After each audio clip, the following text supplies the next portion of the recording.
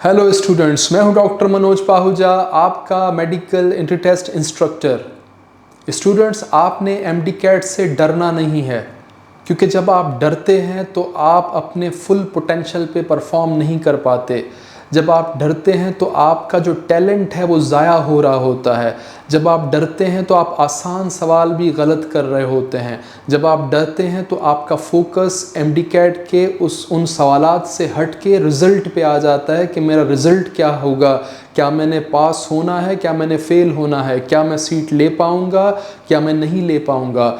इन चीज़ों के बारे में सोचते रहेंगे तो डर आपके अंदर बैठता जाएगा, और जब डर आपके अंदर बैठता जाएगा तो आप अच्छे तरीके से अपनी परफॉर्मेंस नहीं दे सकते।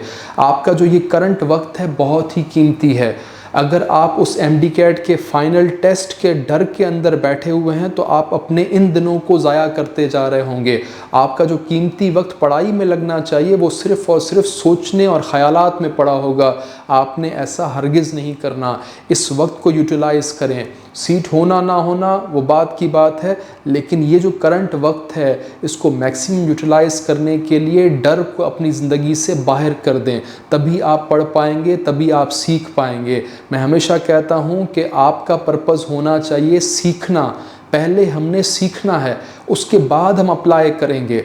अगर आप एप्लीकेशन को पहले सोचेंगे तो फिर सीखने का जो प्रोसेस है वो तो रह जाएगा। एप्लीकेशन पहले नहीं हो सकती, पहले सीखेंगे फिर उसको अप्लाई करेंगे। तो डायरेक्टली उस दिन के खौफ को अपने माइंड से हटा दें, तभी आप अच्छे तरीके से स्टडी कर पाएंगे। आइए इसी नोट पे हम अपने आज के क्वेश्चन को क्रैक कर लेते हैं। The major role of minor elements inside living organism is to act as। हमारे जिस्म में जो एलिमेंट्स पाए जाते हैं उन्हें कहा जाता है बायो एलिमेंट्स। बायो का लफ्ज़ी मतलब है सेल, और सेल के अंदर जो एलिमेंट्स पाए जाएंगे उन्हें हम नाम दे रहे हैं बायो एलिमेंट्स। ये बायो एलिमेंट्स दो तरह के होते हैं, macro elements and micro elements. Macro elements जो अच्छी खासी मिकदार में हमारे जिस्म को चाहिए, जिनका होना ज़रूरी भी है और साथ ही साथ अच्छी खासी क्वांटिटी में ये हमारे जिस्म में मौजूद होने चाहिए। जो माइक्रो एलिमेंट्स हैं ये कम मिकदार में रिक्वायर्ड होते हैं हमारे जिस्म को, लेकिन इसका हरगिज़ ये मतलब नहीं है कि ये ना हो। कम मिकदार में लेकिन होने चाहिए। इनका कम मिकदार में होना भी हमारे बॉडी के लिए इंतहाई ज़रूरी होता है। कुछ मैंने फंक्शंस नोट किए हैं मैक्रो एलिमेंट्स के भी और माइक्रो एलिमेंट्स के भी। मैक्रो एलिमेंट्स में सबसे बड़ा नाम है कार्बन का। कार्बन ऑर्गेनिक कंपाउंड्स का बिल्डिंग ब्लॉक होता है, स्ट्रक्चरल फ्रेमवर्क बनाता है, जैसे proteins, carbohydrate, lipids, nucleic acid, vitamins, enzymes, hormones. बगैर कार्बन के ये वाले जो कंपाउंड्स हैं ये एग्जिस्ट ही नहीं कर पाएंगे। इस तरह से हाइड्रोजन है जो वाटर में भी प्रेजेंट है, और उसके अलावा जहाँ जहाँ कार्बन पाया जाता है इन ऊपर के कंपाउंड्स में वहाँ वहाँ आपको हाइड्रोजन भी मिलेगा। अलॉन्ग विद कार्बन हाइड्रोजन भी ज़रूर आपको मिलता है। ऑक्सीजन वाटर में पाया जा रहा है, इसके अलावा बहुत सारे ऑर्गेनिक कंपाउंड्स में है, हमारे सांस लेने के लिए भी ज़रूरी होता है ऑक्सीजन। नाइट्रोजन जो है ये हमारी प्रोटीन बनाने में हेल्प करता है। डीएनए, आरएनए जिसे हम न्यूक्लिक एसिड कह सकते हैं उसको बनाने में हेल्प करता है। प्लांट्स में क्लोरोफिल बनाने के लिए ज़रूरी है नाइट्रोजन का होना। इसी तरीके से फास्फोरस एक मैक्रो एलिमेंट है जो एटीपी बनाने में, जो एनर्जी रिच मॉलिक्यूल है उसको बनाने में किरदार निभाता है। डीएनए, आरएनए में फास्फोरस मौजूद है फॉस्फेट की शक्ल में। इसके अलावा सेल मेम्ब्रेन में फास्फोलिपिड्स की शक्ल में फास्फोरस प्रेजेंट है। तो ये स्केच बनाया हुआ है मैक्रो एलिमेंट्स का, उनके फंक्शन से रिलेट करके किन किन कंपाउंड्स को बनाने में इनका किरदार है। इसके अलावा जो सवाल था हमारा वो रिलेटेड था माइक्रो एलिमेंट्स से। माइक्रो एलिमेंट्स थोड़ी मिकदार में जिस्म में प्रेजेंट होने चाहिए, क्योंकि वो बहुत ही इम्पॉर्टेंट फंक्शन परफॉर्म कर रहे हैं एंजाइम्स के लिए। Enzymes are proteins but they need non proteinous cofactor for their proper functioning.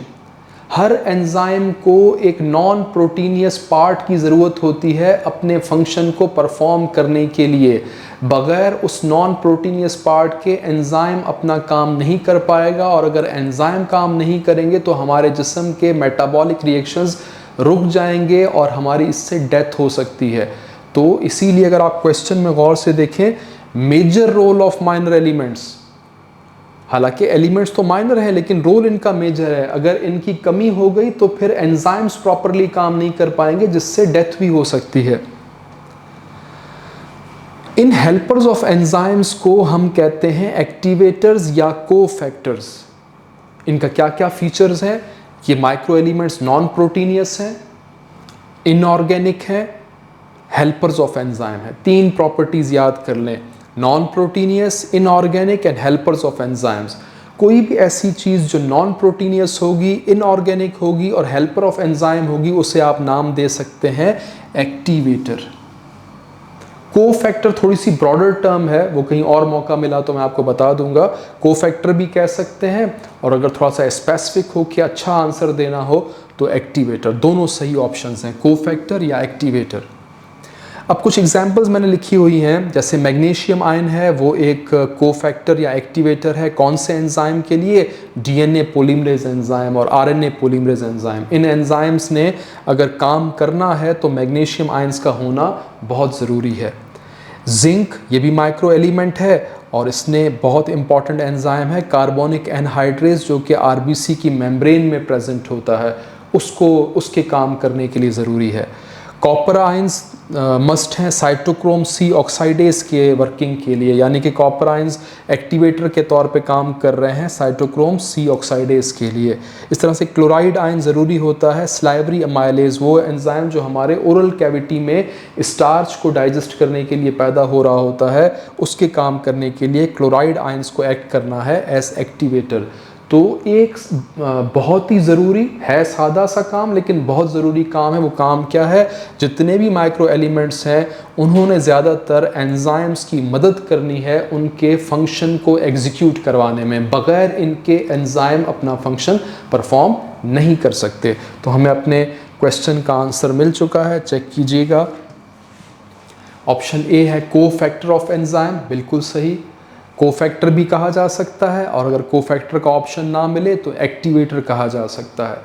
Option B है building block of important amino acids, तो इसका कोई लॉजिक यहाँ नहीं बनता। कॉन्स्टिट्यूएंट्स ऑफ हार्मोन, हार्मोन में भी अमाइनो एसिड्स होते हैं, तो उसमें मेजर एलिमेंट की बात आएगी, कार्बन वगैरह की बात आएगी। Binder of cell structure, cell को ऑर्गेनाइज करने के लिए सेल हमारा बड़ा फ्लेक्सिबल स्ट्रक्चर है, कहीं डैमेज ना हो जाए तो इसके लिए सेल के अंदर माइक्रोफिलामेंट्स, मैक्रोफिलामेंट्स, उसके अलावा कोलेजन प्रोटीन्स, इलास्टिन प्रोटीन्स होती हैं जो सेल के बाइंडर के तौर पे काम करती हैं। तो अगर मैं कोलेजन प्रोटीन डिस्कस कर रहा हूँ या इलास्टिन प्रोटीन कह रहा हूँ, तो ये सारे के सारे स्ट्रक्चर जो हैं वो मैक्रो एलिमेंट से बने होते हैं, उनमें माइनर एलिमेंट्स का कोई रोल नहीं है। तो हमें हमारा करेक्ट ऑप्शन मिल गया है। हमारा करेक्ट ऑप्शन है ऑप्शन ए। इसको हमने क्रैक कर लिया है, आप इसको नोट कर लें।